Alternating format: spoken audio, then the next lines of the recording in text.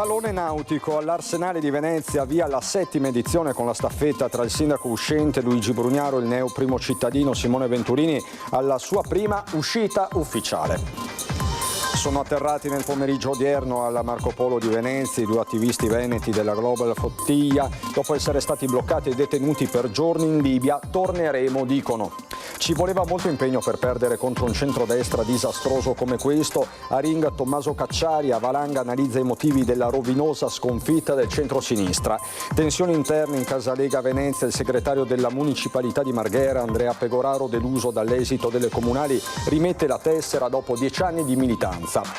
Da bulli ad atleti, il riscatto sociale di 2 minori veneziani grazie al progetto di rieducazione a raga e regole di Hauser Mestre e della San Marco Rugby.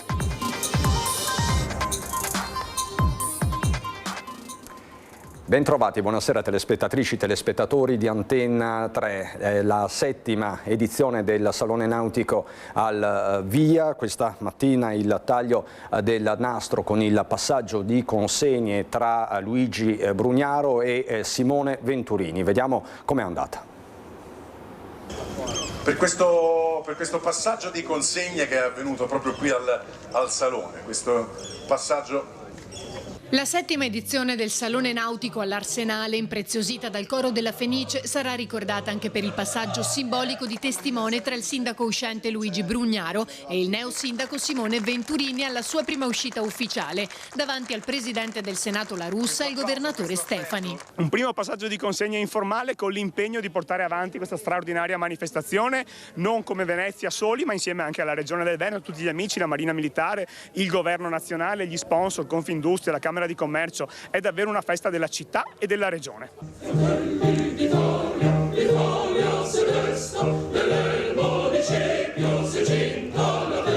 Con totale sincerità, io ho dovuto battagliare per mettere il suo nome, perché io ho detto, qualcuno voleva mettere un nome di un partito, ho detto non esiste.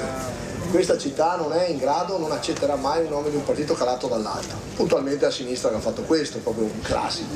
Ho dovuto convincere Simone a rischiare, per cui un applauso doppio a un ragazzo che ha messo tutta la sua vita nelle vostre mani.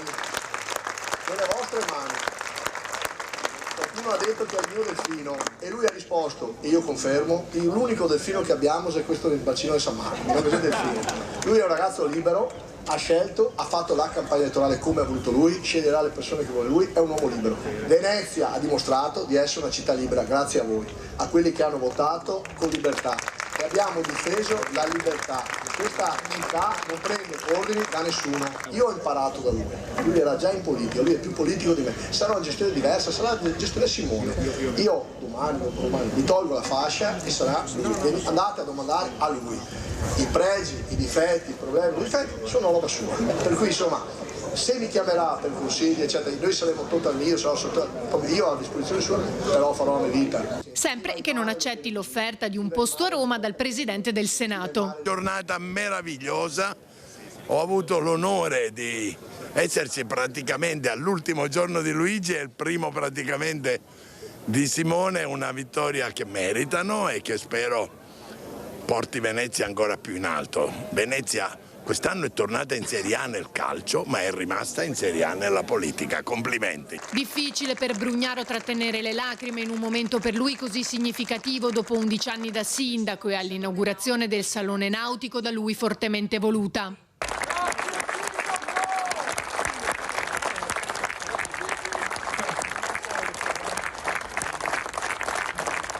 Luigi ha fatto tanto per questo salone, tanto per questa città e ovviamente sarà una risorsa in termini di idee e di consigli.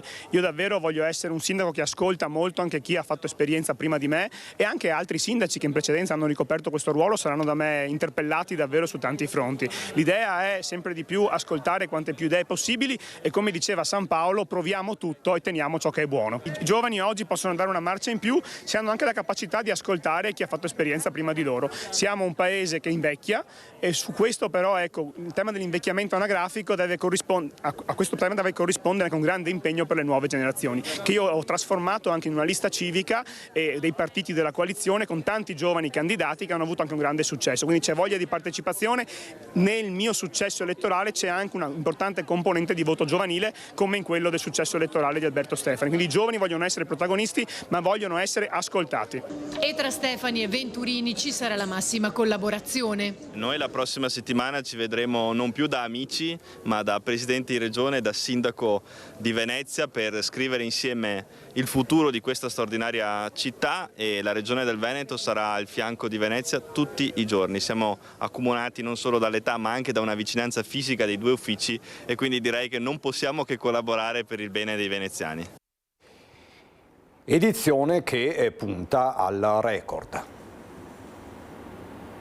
300 imbarcazioni, oltre 200 espositori, yacht di ultima generazione, dai catamarani alle imbarcazioni tradizionali. Al via la 7ª edizione del Salone Nautico all'Arsenale. 5 giorni dedicati al mare con operatori del settore, cantieri, designer e appassionati provenienti da tutto il mondo, in uno scenario unico tra darsene storiche e spazi espositivi rinnovati. Un appuntamento che attrae ogni anno di più e che continuerà anche con la nuova amministrazione, come promesso dal sindaco Venturini insieme a Luigi Brugnaro sul palco, che ha già annunciato le date del prossimo anno. Insieme a Vela abbiamo pulito le tese che vedete, c'è qui, adesso vedete sì il sommergibile, ma qui c'erano soltanto erbacce. Il prossimo anno, e quindi dico la data, l'ho detta ieri, sarà dal 26 al 30 di maggio del 2027, tutto a posto. Un'edizione che ci porta già a ragionare sulle future edizioni. Il sindaco Brugnaro ha ricordato che l'8ª è già finanziata, ma oggi è stata espressa una volontà politica di proseguire, di avere un rapporto più sinergico sulle fiere anche con la regione del Veneto, far crescere questo sistema fieristico. Noi lo facciamo crescere in termini qualitativi, una forte presenza della cantieristica veneziana nella Tesa 91 e con alcune imbarcazioni in acqua. Uno degli elementi che abbiamo raccontato in questi giorni è che proprio un cantiere veneziano ha realizzato le nuove scialuppe dell'Amerigo Vespucci. Confermata l'attenzione alla nautica sostenibile con un'area dedicata alle propulsioni elettriche, ibride e a idrogeno, barche e motori in linea con la crescente attenzione verso la tutela dell'ambiente. Questo è sempre stato un leitmotiv di questo Salone Nautico. Anche quest'anno l'evoluzione dei motori ibridi elettrici a idrogeno continua, sia con imbarcazioni in acqua che si possono prodare, sia con quello che si può trovare a terra.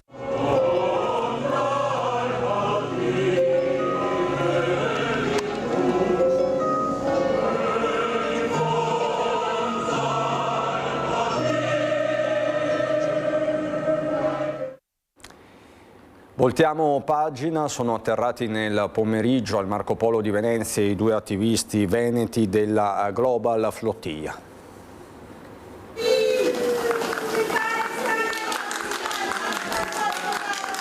Baci, abbracci e lacrime all'arrivo. Sono le 15:30 al Marco Polo di Venezia. Il volo AZ1475 da Roma a Fiumicino atterrato con una mezz'ora di ritardo. Bandiere della Palestina e applausi di amici, attivisti e parenti per Massimo Marchini, veneziano di Dorsoduro e da tempo residente a Pordenone, e Sofia Belfarsi, trevigiana di Carbonera. I 2 attivisti della Global Flotilla di ritorno dalla Libia, dopo essere partiti il 5 maggio scorso con il convoglio di terra umanitario diretto verso il valico di Rafah in Egitto, prima che venissero fermati e trattenuti come prigionieri in Libia. Ho temuto perché come Sofia è rimasta indietro. Per fortuna almeno quest'ultima parte di persone siamo riusciti a portarla a casa. Adesso ci concentriamo già da oggi sulle nostre compagne e compagni che non sono ancora qui.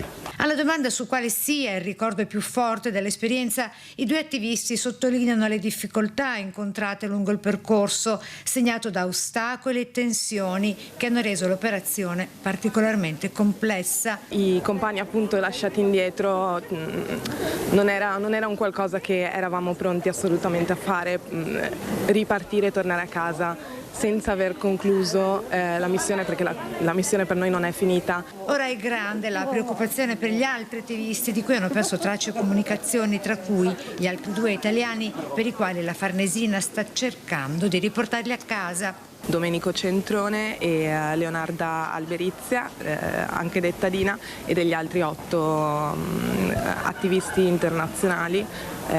Non abbiamo assolutamente le loro notizie da domenica pomeriggio. Le uniche notizie che ci sono state date sono mediate dal governo libico. Di avere più presto le loro notizie dirette, chiediamo che le autorità riescano al più presto a vederli, a contattarli direttamente e a farci sapere che stanno bene e a farci sapere quando tornano. Infine un ultimo messaggio netto e deciso: torneremo, dicono. Eravamo un convoglio di persone che volevano sostenere e portare aiuto al popolo palestinese. Ce l'hanno impedito questa volta, ma noi insisteremo, perché questa è la volontà della gente di tutto il mondo. Torniamo all'esito delle comunali di Venezia, impietosa l'analisi a ring di Tommaso Cacciari.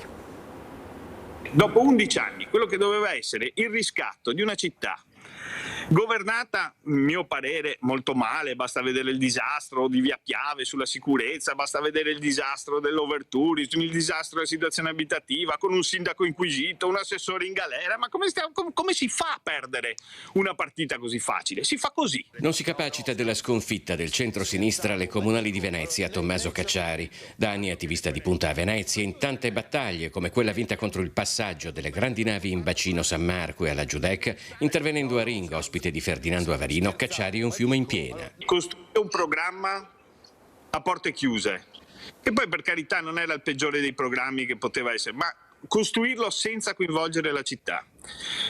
Costruire la candidatura senza coinvolgere la città e scegliere come candidato in questo momento, in questo paese, in questo mondo, in questa situazione, scegliere un candidato di apparato di partito duro, e questo a prescindere dalla valutazione sulla persona, che sei sicuramente persona valida, intelligente, ottima, ma come può pensare che una figura del genere possa in qualche modo appassionare gli elettori? In un'intervista al Corriere della Sera, lo zio di Tommaso, Massimo Cacciari, ha detto che questa volta anche il nipote avrebbe preso più voti.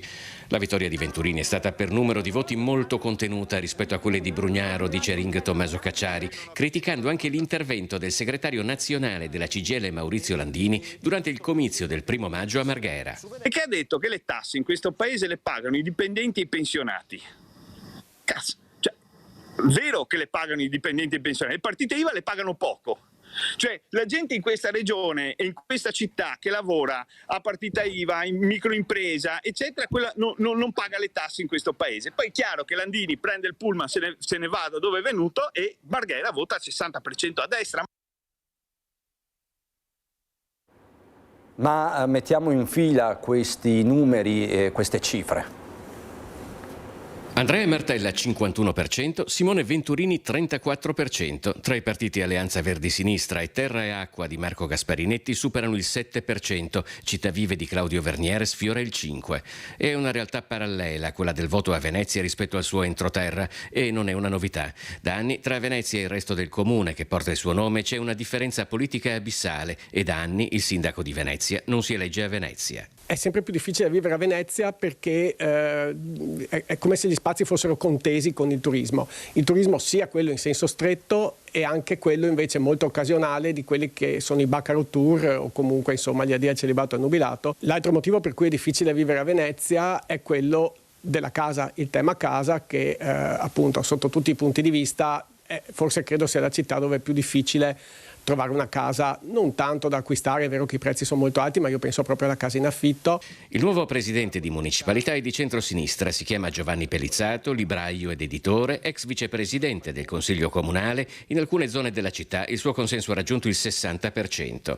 Nel voto della municipalità di Venezia c'è anche un caso. Sara Arco, consigliera uscente del PD con delega alle politiche giovanili, ha ottenuto quasi 600 preferenze, un consenso ampiamente da Consiglio Comunale. Brugnaro, dalle prime volte, quando ha visto che i risultati di Venezia gli erano fortemente avversi e contrari, ha cominciato quasi ad averla sostanzialmente in odio e quindi a voltarle le spalle anche su alcuni provvedimenti, e di conseguenza non fa che aumentare lo sdegno dei veneziani nei confronti di queste politiche, e quindi non fa che rafforzare quella componente che non è proprio strettamente di centrosinistra, ma che magari dà volentieri il voto a centrosinistra in contrapposizione alle politiche del sindaco. Le prese di posizione politica di Venezia non piacciono a tutti, ma volenti o nolenti sono l'espressione prevalente del luogo a cui sostanzialmente si appoggia molto del resto del comune, sia in termini economici con lo sfruttamento del turismo, sia per l'uso di un nome che continua a portare prestigio e garantire visibilità internazionale. Qui è tutta una questione di quello che si riuscirà a riattivare delle municipalità che sono state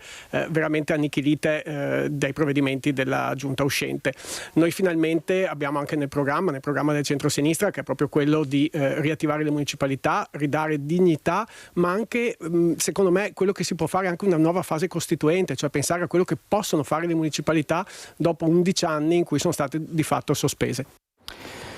Dopo 10 anni di militanza, Andrea Pegoraro lascia la Lega. Il segretario del Carroccio della municipalità di Marghera ha annunciato l'addio con un post pubblicato su Facebook. Nel messaggio Pegoraro spiega di sentirsi deluso dai proclami e tradito dal partito su temi come sicurezza, autonomia e Ucraina. A pesare anche il risultato elettorale ottenuto dalla Lega Venezia, che si è fermata al 4%, non lo dice ma lo lascia a intendere. Un passaggio che lascia anche intravedere un possibile avvicinamento a futuro nazionale di Roberto Vannacci. Parla Francesco Tagliapietra, che è stato rieletto presidente di municipalità di Chirignago e Zelarino. Come si spiega il grosso successo che ha avuto a Chirignago e a Zelarino la lista di Simone Venturini? Il grosso successo è dovuto al fatto che siamo sempre stati nel territorio in questi 5 anni e mezzo. Lo abbiamo sempre detto, l'ascolto dei cittadini è stato motivo trainante per dire che la vicinanza al territorio c'era e c'era tutta. Francesco Tagliapietra è stato confermato presidente della municipalità di Chirignago Zelarino con quasi il 60% dei voti. Fucsia della prima ora, imprenditore, rappresentante del settore trasporti di Confcommercio Ascom Venezia e un fiume in piena su quanto realizzato in questi anni. Interventi sulla viabilità, nuovi parchi pubblici, piste ciclopedonali, rotatorie, il progetto di un museo dell'acqua alla vecchia centrale elettrica della Gazzera. Tantissimi interventi che hanno fatto sì che la gente si accorgesse di cosa realmente si è prodotto nel precedente mandato. Mi viene proprio da dire col cuore, lo abbiamo portato avanti e lo continueremo con grande forza. Come Favaro Mestre, fino al 1926 Chirignago e Zelarino erano comuni autonomi. Oggi formano una municipalità che confina e dialoga con i comuni di Spinea, Martellago, Scorzè e Mogliano Veneto. A differenza di altre zone del comune di Venezia, qui la popolazione cresce e sta per raggiungere i 40.000 abitanti. Da Sigiano, per esempio, c'è una residenzialità che sta aumentando, non solo sulla questione di Via Friedenberg, che è una residenzialità che sta prendendo forma, ma anche sulla nuova residenzialità che c'è in atto e in corso vicino ovviamente al bosco di Asseggiano con 10.000 alberi e che porterà ovviamente nuove famiglie, Che vogliono venire tutti a vivere qui? Perché si sta bene. La presenza nei territori, nelle piazze e nei luoghi che sono proprio una propensione per arrivare ad essere, a condividere, a sorridere, ad essere, come dire, vicini ai nostri cittadini. E questo lo vogliamo continuare a fare. La cronaca con la paura vissuta ieri sera in via Musati, angolo viale San Marco a Mestre, dove ignoti hanno incendiato una campana per la raccolta della carta, andata completamente distrutta e danneggiato anche il vicino cassonetto del vetro. Sul posto i vigili del fuoco che hanno domato le fiamme e messo in sicurezza l'area in circa mezz'ora. Fiamme anche a Chioggia, intervento dei vigili del fuoco nel pomeriggio in località Isola Verde, zona Bacucco. Sul posto è intervenuto l'elicottero del reparto volo di Venezia per un sopralluogo dell'area interessata dall'incendio. L'intervento è in fase di conclusione. Da bulli ad atleti vi raccontiamo adesso la storia di un riscatto. Da bulli ad atleti succede al San Marco Rugby Venezia Mestre, dove il progetto Raga e Regole ha offerto a ragazzi e ragazze minorenni con fragilità e difficoltà di socialità un percorso di reinserimento attraverso lo sport e le attività creative.